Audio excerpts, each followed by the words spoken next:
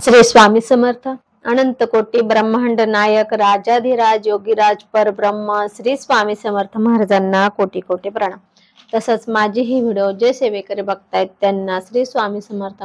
बघा मंडळी, आपले शनिवारी लाईव्ह झालं त्यावेळेस बरेच असे प्रश्न होते, म्हणजे 5-6 प्रश्न म्हटलं तरी चालेल, किंवा असे मधून मधून प्रश्न पण येत राहतात। ताई, आमच्याकडे समजा माझ्या आईला म्हणा, माझ्या मिस्टरांना म्हणा, की घरात कुणाला तरी असं आहे की सारखं आजारी असतं, खूप औषध उपचार करून सुद्धा बरं वाटत नाही, नेहमीच आजारी असतं, काही ना काही नेहमी चालत असतं। आणि काही काही असं की तो एखादा आजार असं सांगता की त्या आजारावर आम्ही खूप औषधं घेतली पण आम्हाला फरक पडलेला नाही, असे पण असतात, प्रश्न असतात आणि असतं काही काही जणांच्या घरी असतं। आज आपण त्याच्यावरच विशेष माहिती आणली।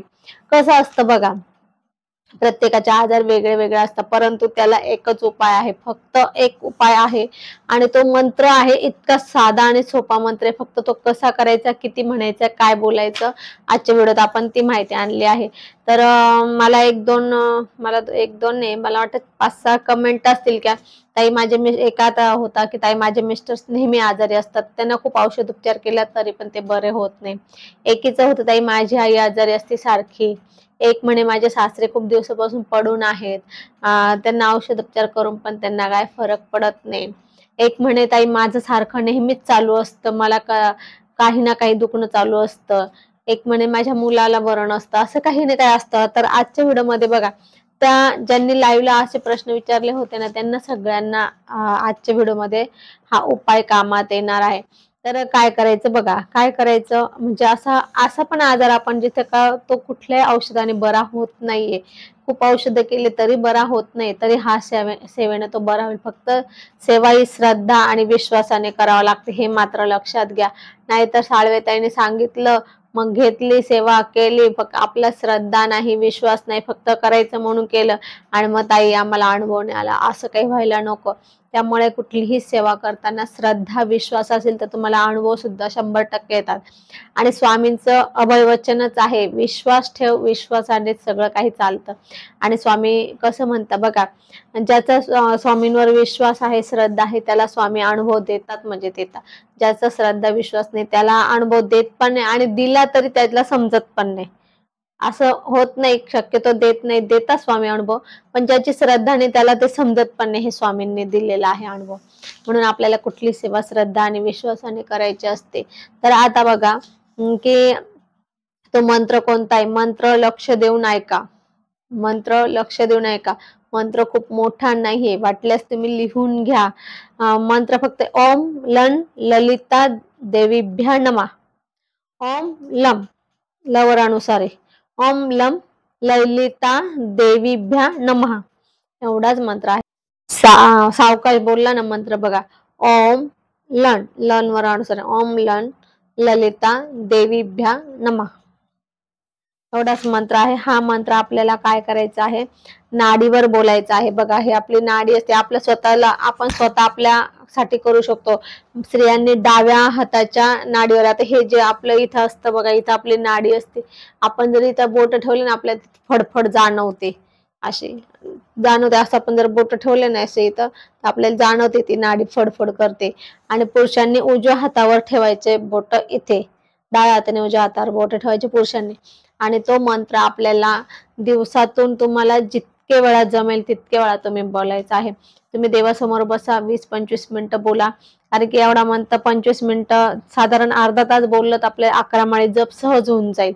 परंतु आपल्या वेळेनुसार बोला, कारण की कसं असतं की आम्ही म्हटलं अर्धा तास, मग अर्धा तासच नाही, तुम्हाला जर जास्त वेळ असेल तर तुम्ही जास्त वेळा बोला, तेवढंच तुमचं लवकर बरं होईल। तुमच्या छातीवर, तुम्हाला छातीचा काही त्रास असेल, एखाद्याला समजा हृदयाचा आजार आहे, काही छातीचा आहे, तर त्यांनी छातीवर पण 3 बोटं आहे, 3 मधले 3 बोटं ठेवून बोलू शकतो। जिथे समजा तुमचं इथे दुखत असेल, इथं दुखत असेल, कुठे दुखत असेल, जिथं दुखत असेल तिथं सुद्धा तुम्ही तो मंत्र हे मधले 3 बोटं ठेवून बोलू शकता, तुम्हाला फरक पडेल।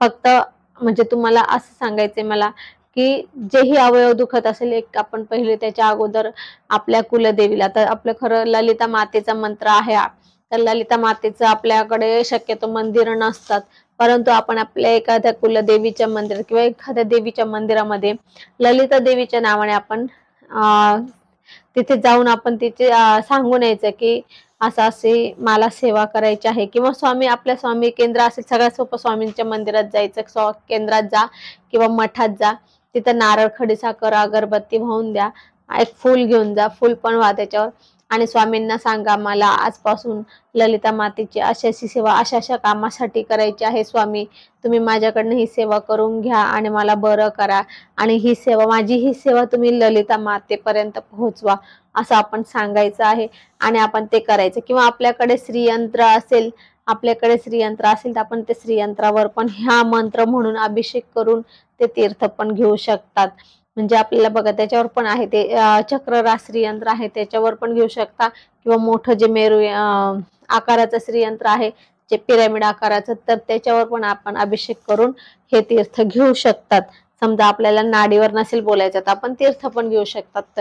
तर तो पण आपण समजा अर्धा तास अभिषेक केला, अर्धा तास अभिषेक पात्राखाली आपलं श्रीयंत्र ठेवलं आणि हा मंत्र अर्धा तास म्हटला, जपला, किंवा तुम्ही 11 माळी जप केला, जर तुम्हाला माळ करायला वेळ भेटत असेल किंवा माळ तुम्हाला करणं सोपं वाटत असेल तर ते जरी केलं, आपण 11 माळी हा मंत्र केला तरी आपले साधारण 21 दिवसात आपले बरेचसे आजार बरे होतात. तुम्ही बघा 21 दिवस जर ही सेवा कंटिन्यू तुम्ही केली, 11 माळी जप याचा, 11 माळी श्री स्वामी समर्थ जप आणि 11 माळी ह्या मंत्राचा अभिषेक, श्रीयंत्राला अभिषेक करून ते तीर्थ घेणं, किंवा नाडीवर 11 माळी जप करून बोलणं. आता आपण जर नाडीवर हात ठेवला तर आपण 11 माळी जप करू नाही शकत, म्हणून अर्धा तास आपण हा मंत्र म्हणायचा, अर्धा तास ते 30 मिनिटं ते 35 मिनिटं असं आपण जर म्हटलं तर आपल्याला साधारण अर्धा तास साधारण 11 माळी जप होईल, अशा हेतूने आपण तो जप करायचा. तर बघा तुम्हाला त्याचा जर तुम्ही 11 माळी जप केला ना, 21 दिवसात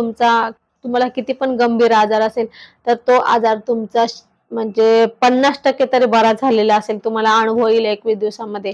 तुम्हीच मला सांगाल कमेंट करून की ताई खरंच तुम्ही मला सांगितलेलं ते झालं. काही जण करता कमेंट एखादे अर्धे, परंतु सगळे करत नाही कमेंट. बरं वाटलं तरी सांगत नाही. तर सांगायचं कारण याचं असंच आहे की असं माझ्यासाठी म्हणून नाही की माझ्या कमेंटला खूप मला काही पैसे भेटणार आहे असं म्हणून नाही, पण कमेंट याच्यासाठी करायची की ह्या सेवेने तुम्हाला फायदा झाला, तुम्हाला बरं वाटलं किंवा तुम्हाला त्याचा फायदा आला, तर तुम्ही कमेंट याच्यासाठी करायची की ती सेवा दुसरं कोणीतरी करेल आणि त्याला सुद्धा त्या सेवेचा फायदा होईल, याच्यासाठी कमेंट आपल्याला करायची आहे की ताई मला ह्याच्याने चांगला फायदा झाला. आता एका ताईने बघा ते आरतीची सेवा टाकली होती, मी आरती करण्याचं, आरती कशासाठी करावा, आरतीचे फायदे, आरतीचं हे सांगितलेलं होतं. तर एका ताईने मला कमेंट मध्ये टाकले की तिने अगोदर सेवा केलेली होती की ताई खरंच मी पण 108 आरतीचा संकल्प केला आणि 108 दिवस आरतीला केंद्रात गेले माझ्या मिस्टरांच्या जॉबसाठी. त्यांच्या मिस्टरांना प्रमोशन पाहिजे होतं, तर त्यासाठी त्यांनी 108 दिवस आरतीचा संकल्प घेतला आणि 108 दिवस आरतीला हजर राहिले. तर त्यांच्या मिस्टरने 108 दिवसाच्या आरतीच्या अगोदर म्हणजे 108 दिवसाच्या सेवेच्या अगोदरच स्वामींनी त्यांना चांगली, म्हणजे त्यांना जी अपेक्षा होती त्याही पेक्षा मोठी पोस्ट ते त्यांना प्रमोशन झालं. तर असं असतं ते, फक्त त्यांना श्रद्धा आणि विश्वास लागते स्वामींना. तर तसं तुम्ही ते करून सुद्धा तुम्ही हे केलं ना, म्हणजे कुठली सेवा केली तर तुम्हाला अनुभव येतात. मग तसंच असं आहे आपलं. तर हा मंत्र सुद्धा तुम्ही अशाच याच्याने करायचा आहे की श्रद्धा आणि विश्वासाने, आणि करा तुम्ही जेवढं तुम्हाला जास्त समजा वेळ भेटत असेल. आता तुम्हाला वाटतंय की मला 7 वेळ आहे बसले की तुम्ही करू शकतात, असं काही नाही. आणि शक्यतो हे कसं असतं, हे ललिता मातेची सेवा ही सकाळी 11च्या आत जास्तीत जास्त पॉवरफुल असते, 11च्या आत पॉवरफुल असते. पण आता 11च्या आत नाही जमलं तर आपण दिवसभरात करू शकतो. आता एखादा व्यक्ती आपल्या दवाखान्यात ऍडमिट आहे, त्यांना आम्ही सांगतो की काय असेल तर मग आम्ही सांगतो की ललिता सहस्रनाम घ्या, धुमावती तीर्थ द्या, हे द्या, ते द्या. आता हे तीर्थ वगैरे हे जर समजा देता येत नसेल आपल्याला आपले कोणी व्यक्ती घरातले आजारी असेल आणि ICU मध्ये असेल किंवा दवाखान्यात ऍडमिट असेल आणि दवाखान्यात आपल्याला काही असे तीर्थ वगैरे करून देता येत नाही, काय आपण बाहेर गावी असतो. आता एका ताईने मला ते सांगितलं, ताई माझी आई आजारी आहे आणि नाशिकला आहे, तर तिथं दवाखान्यात आम्ही थांबलेलो आहेत, आम्हाला हे तीर्थ वगैरे देता येणार नाही, मग काय करू. मग नाडीवर उपाय सांगितला आपण त्यांना. तर तसंच नाडीवर जे आपण काही सेवा देतो, कालभैरव अष्टक, वल्गा सूक्त, त्याचबरोबर हा मंत्र सुद्धा आपण त्यांच्या नाडीवर बोलला तर आपल्याला त्याचा लवकर आणि जास्त फरक पडेल.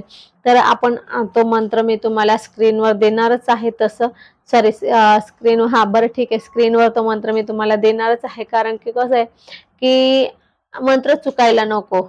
मंत्र चुकला म्हणजे तुमचं सगळं चुकलं. म्हणून तुम्हाला मी मंत्र स्क्रीनवर देईल किंवा डिस्क्रिप्शन मध्ये पण तुम्हाला हा मंत्र देईल. तर तसा तुम्ही मंत्र लिहून घ्या एका पेजवर आणि त्यानुसार तो मंत्र म्हणायला सुरुवात करा. जसं आपल्याकडे का खूप आजार पण चालू असेल, सारखं सारखं चालू असेल, किंवा खूप असं मोठं दुखणं आहे की जे अति गंभीर आजार म्हणतात त्याला, तर असे सुद्धा याच्यासाठी आपण हा मंत्र, ही सेवा करू शकतात आणि अनुभव घेऊ शकतात. तर असं आज आपण इथेच थांबू. झालेली सेवा स्वामींच्या चरणी अर्पण करू. आपल्याला जर माझी ही व्हिडिओ आवडली असेल तर लाईक शेअर कमेंट करा. माझ्या चॅनलला सबस्क्राईब करा. श्री स्वामी समर्थ.